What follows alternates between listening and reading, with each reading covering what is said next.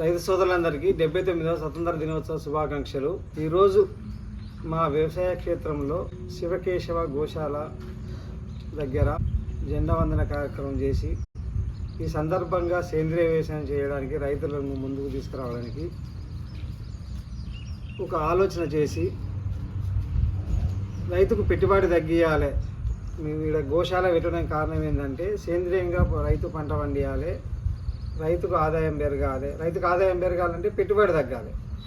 పెట్టుబడి తగ్గి రైతుకు ఆదాయం పెరిగినప్పుడు సేంద్రియ వ్యవసాయం చేయడానికి రైతు ముందుకు వస్తాడు. దానికి మనం ఏం చేయాలి అనే ఆలోచనతో గోశాల స్టార్ట్ చేయడం జరిగింది. ఈ గోశాల ఉత్పత్తులతోటి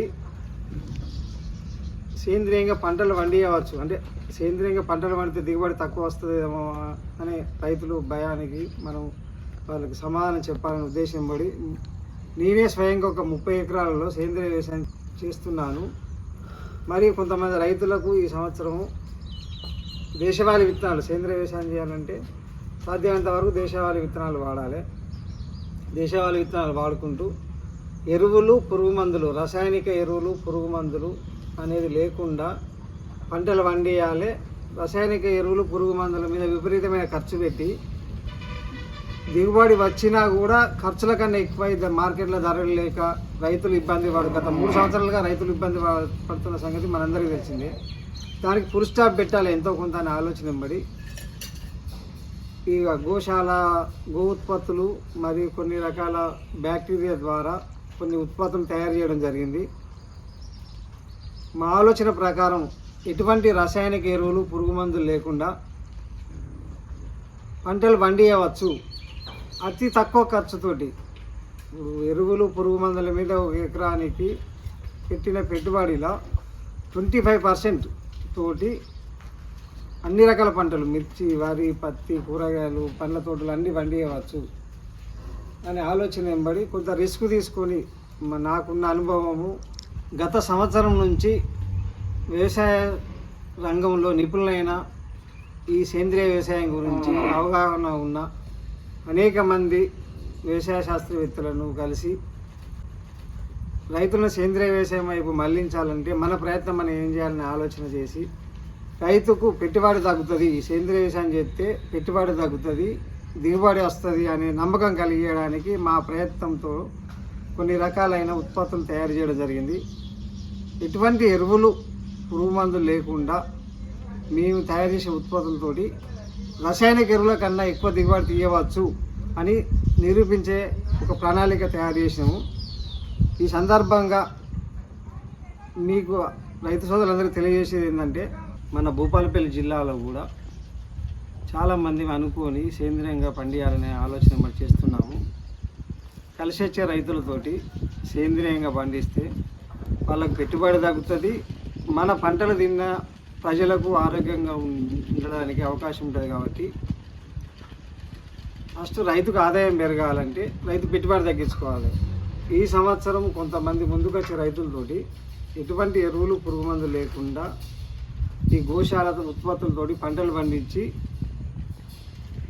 దిగుబడి రసాయనిక ఎరువులు వాడిన దానికన్నా ఎక్కువ దిగుబడి తీసుకొచ్చి పెట్టుబడి ఆటోమేటిక్గా చాలా తగ్గుతుంది.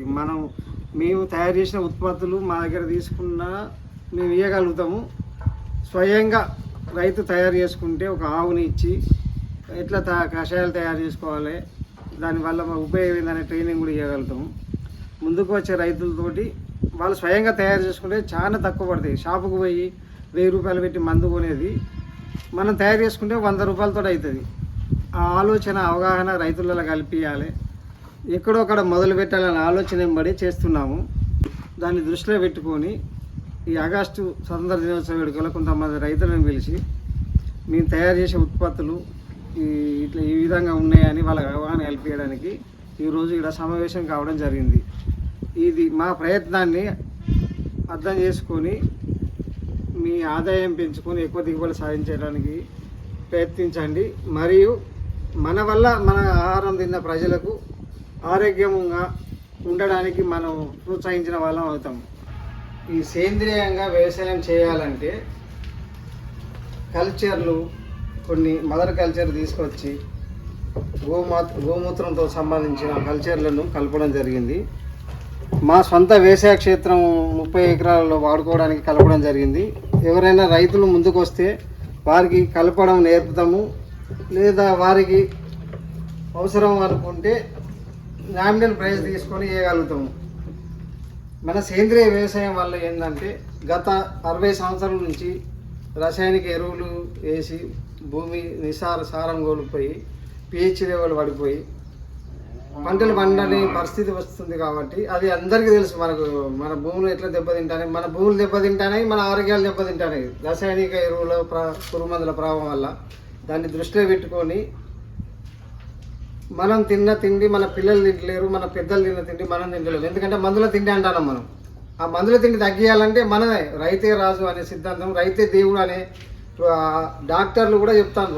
ఆహారంతోనే ఆరోగ్యం, మీరు తినే తిండి సక్రమంగా తినండి, ఆరోగ్యంగా ఉండండి డాక్టర్లు కూడా చెప్తారు. కాబట్టి దాన్ని దృష్టిలో పెట్టుకొని మనం అందరం రైతులకు అన్నం పెట్టే రైతే మారినప్పుడు ప్రజలు ఆరోగ్యంగా ఉంటారు. ప్రజలు ఆరోగ్యంగా ఉంచే బాధ్యత మనదే అనుకొని మన కుటుంబం మన పురుగు మందులు లేని తిండి తినాలి, ఎరువులు లేని తిండి తినాలని మనం దృఢ నిశ్చయం చేసుకోవాలని ఈ సందర్భంగా రైతు సోదరులందరినీ కోరుకోవడం జరుగుతుంది. పంట దిగుబడి తగ్గుతుంది సేంద్రియ వ్యవసాయం వల్ల అనే ఆలోచన మర్చిపోండి. దాన్ని నిరూపించడానికే నేను స్వయంగా ఒక 30 ఎకరాల వ్యవసాయం చేస్తున్నాను. కొంతమంది ముందుకొచ్చి రైతు సోదరులతో చేపిస్తున్నాను. ఎట్టి పరిస్థితుల్లో ఈ సేంద్రియ వ్యవసాయం ఒక పద్ధతి ప్రకారం చేస్తే రసాయనిక ఎరువులు పురుగు మందులు దానికన్నా ఎక్కువ దిగుబడి వస్తుంది. మనకు ఖర్చు మాత్రం 25 to 30% ఖర్చుతో అయిపోతుంది. ఒకవేళ గవర్నమెంట్ సబ్సిడీలు తీసేస్తే మనం అసలు ఎరువులు అనేది కొనలేము. అదే ఉద్దేశం మన ముందు నుంచే మన భూములను ఈ సేంద్రియంగా ఆవు మూత్రం, ఆవు పేడ, ఈ బ్యాక్టీరియా కల్చర్తో డెవలప్ చేసుకొని మన భూములను మనం కాపాడుకుంటే మన భవిష్యత్ తరాలకు మంచి భూమిని ఇచ్చిన వాళ్ళం అవుతాం.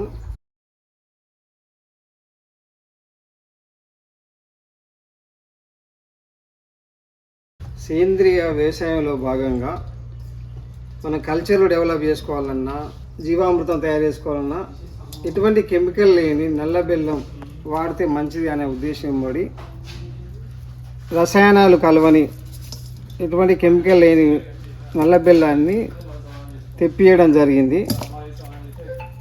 సేంద్రియ వ్యవసాయం చేసే రైతులకు మనం ఈ మార్కెట్లో దొరికే షాపులలో దొరికేది కాకుండా ఈ నల్ల బెల్లాన్ని అందుబాటులో ఉంచితే మంచిదనే ఉద్దేశం పడి తెప్పియడం జరిగింది.